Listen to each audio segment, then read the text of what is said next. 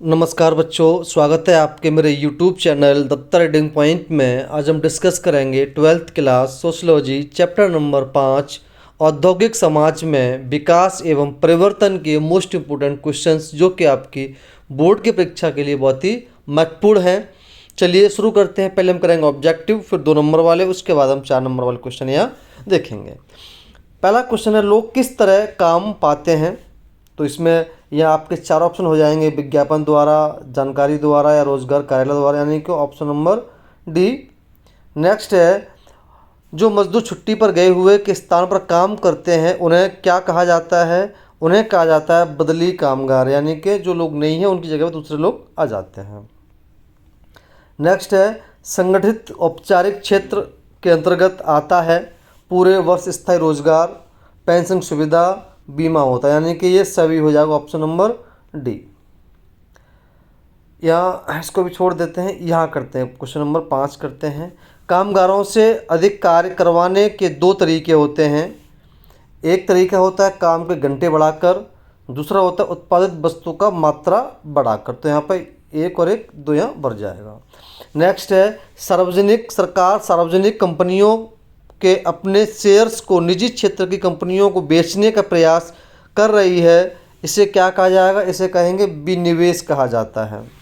दूसरा है, डैश से सरकार ने उदारीकरण की नीति अपनाई, यानी कि 1990 से सरकार ने उदारीकरण की नीति अपनाई थी।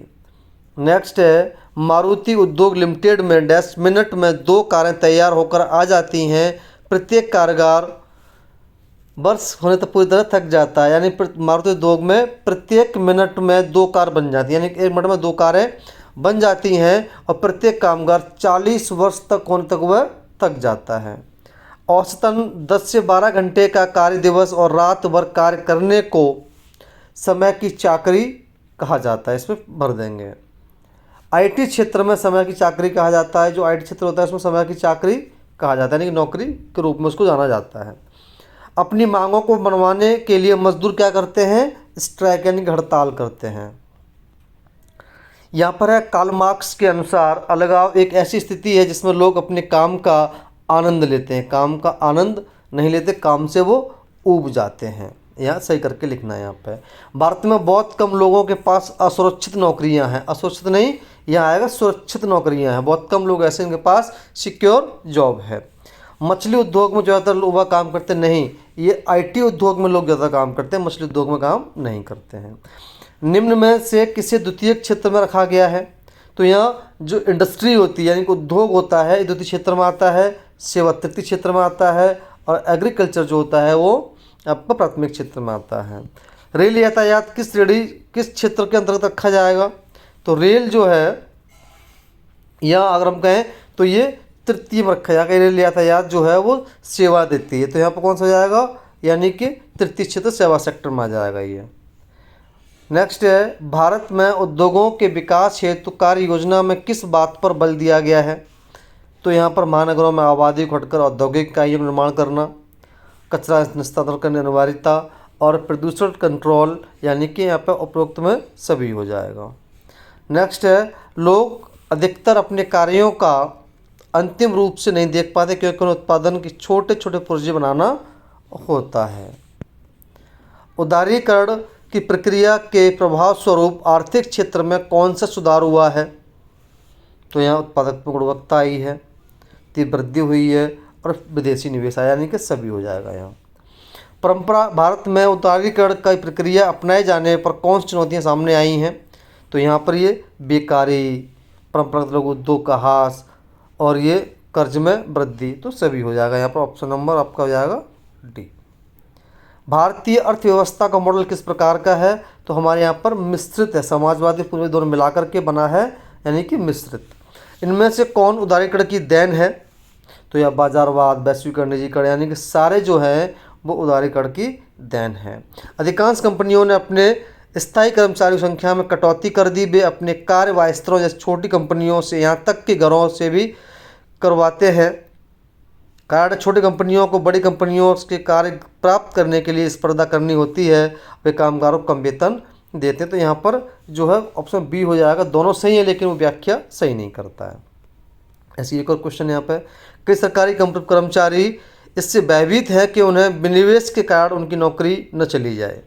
कारण, सरकार सार्वजनिक कंपनियों के अपने हिस्सों को निजी क्षेत्र की कंपनियों को बेचने का प्रयास कर रही है, जिसे विनिवेश कहा जाता है। तो यहाँ पर ही बिल्कुल सही आंसर हो जाएगा, यानी कि दोनों सही हैं, व्याख्या भी सही करता है। अब हम आते हैं 2 अंकों के प्रश्न। पहला प्रश्न है, कामगार हड़ताल पर क्यों जाते हैं? जो मजदूर लोग होते हैं हड़ताल पर क्यों चले जाते हैं? कामगार अपने वेतन, कार्य परिस्थितियाँ, बोनस, अन्य सुविधाओं की मांग को पूरा करने के लिए हड़ताल पर चले जाते हैं। असंतोष करने का एक सामूहिक तरीका होता है, वो अपनी मांगें मनवा लेते हैं। तालाबंदी में मालिक क्या करता है? तालाबंदी में मालिक उत्पादन कार्य बंद कर देता है और मजदूरों को काम पर आने नहीं देता। यह अवसर मजदूरों को दबाव, हड़ताल में जवाब दिया जाता है, इसलिए मालिकों द्वारा तालाबंदी की जाती है। संगठित क्षेत्र असंगठित में क्या अंतर है? संगठित क्षेत्र वे होते हैं जहाँ पर कंट्रोल सरकार का होता है। असंगठित में इसमें कंट्रोल सरकार का नहीं होता है या फिर बहुत कम होता है। सुविधाएं संगठित में क्या होती है कि यहाँ पर नौकरी, वेतन, घंटे, पेंशन सब होती है, लेकिन अस्थाई यहाँ पर असंगठित में कोई गारंटी नहीं होती है। अस्थाई नौकरी होती है, सुरक्षित नहीं होती है, कभी भी नौकरी जा सकती है, कोई सुविधा नहीं मिलती है, छुट्टी नहीं मिलती है, मेडिकल सुविधाएं नहीं मिलती हैं। लोग काम कैसे कर पाते हैं? यानी कि लोगों का रोजगार, कार्यालय काम कैसे पाते हैं? तो वो विज्ञापन के द्वारा, एडवर्टीजमेंट के द्वारा, है ना, आज के सोशल मीडिया है उसके माध्यम के द्वारा, कई ऐसे संपर्क होते हैं, इनके माध्यम से लोगों को काम मिल जाता है। नेक्स्ट है, समय की नौकरी से आप क्या समझते हैं? चाकरी या नौकरी एक ही बात होती है। यहाँ जो नौकरी शब्द जो आ रहा है इसको हम कभी कभी चाकरी भी बोल देते हैं। समय की नौकरी वह होती है जिसमें व्यक्ति को निश्चित समय के लिए नियुक्त किया जाता है और समय के अनुसार वेतन दिया जाता है कि आपकी ये इतनी अवधि है, इतने घंटे आपको काम पर करना पड़ेगा, यानी कि आपको फिक्स हो जाता है, उसे हम समय की नौकरी के नाम से जानते हैं। औद्योगिकी में लोग अपने उत्पादन का अंतिम रूप क्यों नहीं दे पाते? इसलिए नहीं देख पाते हैं क्योंकि औद्योगिक उत्पादन में विभाजित होता है। प्रत्येक व्यक्ति केवल एक भाग कार्य करता है, संपूर्ण उत्पादन का निर्माण नहीं करता है। वो जिसके अगर किसी कंपनी में वो जाता है तो एक कोई काम कर पाता है कि पुर्जा बनाना, तो उस पुर्जे पे रहेगा, पूरी असेंबलिंग उसके अंतर्गत नहीं आती है, तो इसलिए वो देख नहीं पाता है। विनिवेश किसे कहते हैं? जब सरकार अपने स्वामित्व वाले सार्वजनिक उपक्रमों में अपनी हिस्सेदारी निजी क्षेत्रों को बेच देती है, उसे विनिवेश कहा जाता है। एक निवेश होता है इन्वेस्टमेंट, एक होता है विनिवेश। समय की नौकरी अभी बताया था। बदली कामगार कौन होते हैं? यानी कि बदली कामगार वे कामगार होते हैं जो अस्थायी रूप से स्थायी कर्मचारियों की अनुपस्थिति में काम करते हैं। जो परमानेंट लोग नहीं हैं, तो जो कॉन्ट्रैक्ट लोग रख लिए जाते हैं उनकी जगह पर, उनको हम बोलते हैं बदली कामगार। अब हम बात करते हैं 4 अंकों के प्रश्नों की। पहला है, उद्योगों के प्राथमिक क्षेत्र कौन से हैं? संगठित, असंगठित क्षेत्र के उद्योग में क्या होता है? प्राथमिक क्षेत्र वे क्षेत्र होते हैं जिनका सीधा संबंध प्रकृति से होता है और प्रकृति पर निर्भर करता है, जैसे कृषि, खनन, मत्स्य पालन, वनों से प्राप्त उत्पादन या पशुपालन।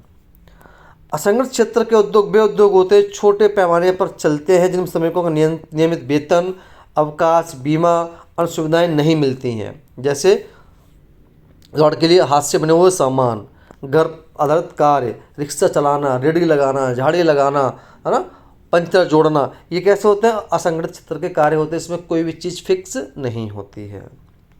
नेक्स्ट है, 40 वर्ष तक अधिकांश व्यक्ति उद्योगों में थक जाते हैं, इसमें प्रबंधकों की भूमिका क्या होनी चाहिए?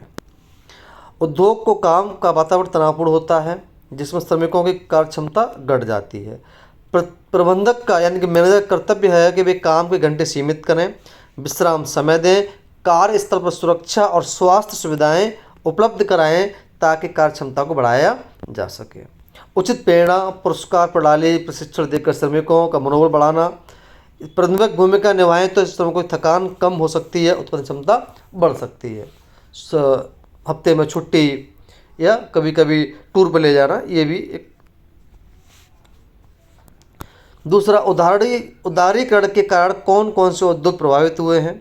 उदारीकरण के जब से उदारीकरण आया के बाद सरकारी उद्योगों पर निजीकरण का दबाव बढ़ा है। छोटे कुटीर उद्योग बड़े निजी उद्योग या विदेशी उद्योगों की प्रतिस्पर्धा में प्रभावित हुए हैं। सूक्ष्म लघु मध्यम उद्योग को सस्ते विदेशी उत्पादों का नुकसान हुआ। वहीं सेवा क्षेत्र जैसे बैंकिंग, आईटी, टेलीकॉम को लाभ मिला और रोजगार के नए अवसर उत्पन्न हुए। उद्योगों में लोग किस प्रकार काम पाते हैं, बताया था कि भाई उद्योगों में अधिकांश जो है लोग उद्योगों में प्रत्यक्ष भर्ती, मजदूर, ठेकेदारों या सिफारिशों के माध्यम से काम पाते हैं। कुछ लोग अस्थायी या दैनिक मजदूरी के रूप में भी कार्य पाते हैं। तकनीकी योग्यता वाले लोग लिखित परीक्षा, साक्षात्कार या माध्यम से नियुक्त किए जाते हैं। असंगठित क्षेत्र में व्यक्ति संपर्क और पहचान से काम मिलना ज़्यादा सामान्य हो जाता है, ज़्यादा आसान हो जाता है। जिसकी जान पहचान होती है उसे काम जल्दी मिल जाता है। भारत में स्वतंत्रता के बाद औद्योगिक क्षेत्रों में क्या बदलाव आए, चलिए। स्वतंत्रता के बाद योजना आधारित औद्योगिक विकास शुरू हुआ। सार्वजनिक क्षेत्र का विस्तार हुआ, जैसे इस्पात, कोयला, रेल आदि में सरकारी निवेश। 1991 के बाद उदारीकरण, निजीकरण और वैश्वीकरण से उद्योगों में निवेश बढ़ा। सेवा क्षेत्र का विकास हुआ। तकनीकी उद्योग, आईटी, ऑटोमोबाइल, है ना, तेजी से प्रगति, मोटर उद्योग तेजी से ये प्रगति किया। नेक्स्ट है, भूमिगत खदानों में मजदूरों को किन कठिनाइयों का सामना करना पड़ता है। आंसर है, उद्योगों में अंधेरा, खदानों में अंधेरा, धूल, गैस उत्सर्जन, ऑक्सीजन की कमी की समस्याएं आती हैं। सिलिकोसिस एवं अन्य फेफड़ों की बीमारियां, गिरती चट्टानें, आग, विस्फोट जैसी दुर्घटनाओं का खतरा रहता है। आपने देखा होगा मूवियों में। मजदूरों को लंबे समय तक कठोर श्रम, नमी, गर्मी में काम करना पड़ता है। दुर्घटना और स्वास्थ्य समस्याओं का कारण जीवन असुरक्षित रहता है। नेक्स्ट क्वेश्चन है, घर में किया जाने वाला कार्य अर्थव्यवस्था का एक महत्वपूर्ण भाग है, उदाहरण देकर के समझाइए। घर में किए जाने वाले कार्य जैसे सिलाई, कढ़ाई, अगरबत्ती बनाना, पापड़ी बनाना, अचार बनाना, हस्तशिल्प, पैकिंग आदि अर्थव्यवस्था में योगदान देते हैं। देखा होगा आपने, घरों में छोटी छोटी चीज़ें बनती हैं। ये कार्य विशेष रूप से महिलाओं द्वारा किए जाते हैं, जो आय का एक अतिरिक्त स्रोत बन जाता है। यह असंगठित क्षेत्र का एक हिस्सा होता है, परंतु घरेलू उत्पादन और रोजगार दोनों में इनका योगदान अत्यधिक होता है। उदाहरण के लिए महिलाएं घर में अगरबत्ती या रेडीमेड कपड़े बनाकर स्थानीय बाजार में बेचती हैं, जिससे सिलिकोसिस, अन्य फेफड़ों की बीमारियाँ, गिरती चट्टानें, आग, विस्फोट दुर्घटना खतरा बना रहता है। और इसको हम छोड़ दें तो, अगर इसको आप यहीं छोड़ देंगे तो ये यहीं तक आंसर है इसका, आप इसको छोड़ देंगे। तो ये जो चैप्टर था औद्योगिक में औद्योगिक समाज में विकास एवं परिवर्तन, तो ये चैप्टर आपको कॉपी में ही लिख लेना है ताकि एक दो दिन में कॉपी चेक हो सके, और ये वीडियो पर दोस्तों को भेजें ताकि वो भी इसका लाभ उठा सके। धन्यवाद।